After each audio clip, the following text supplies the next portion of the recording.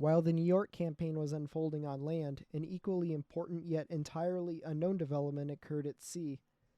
During the movement of his troops near the end of the New York campaign, George Washington instructed Ezra Lee to test out a secret invention.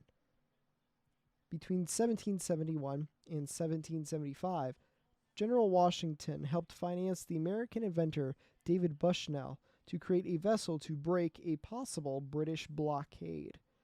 The fruit of this labor was an underwater submersible called the Turtle.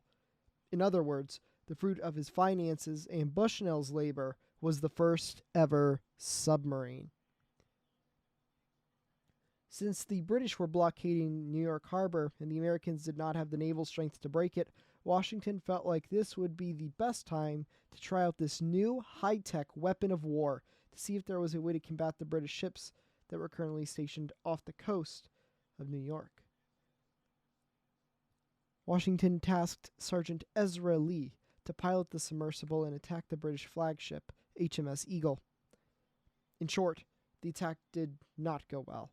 The submarine only had about 20 minutes of air, and Lee found it very hard to paddle out underwater against the bay currents while also having minimal air to breathe. He did reach the HMS Eagle, but failed to plant the bomb, and the bomb actually floated off and blew up somewhere else down the river, and Lee returned to American lines. About a month later, he tried again to plant a bomb on a ship, but this also failed because he was spotted and nearly ran out of air. Again, as it turns out, a small capsule with only minimal air that is self-propelled is not exactly the greatest ship. The Turtle would not make a third voyage, though. It was scuttled about a month later when the British took control of New York City.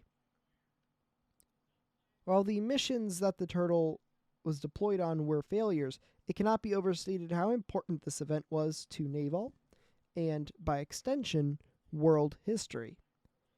Bushnell's invention, while not very practical, set the events into motion that would eventually culminate with the submarines of the American Civil War, the famed German U-boats of the first two world wars, and eventually the nuclear-powered submarines that are used in the world's navies today. I hope you enjoyed this shorter video. If you did, please hit that like button and subscribe, and I will see you in the next one. Have a great day.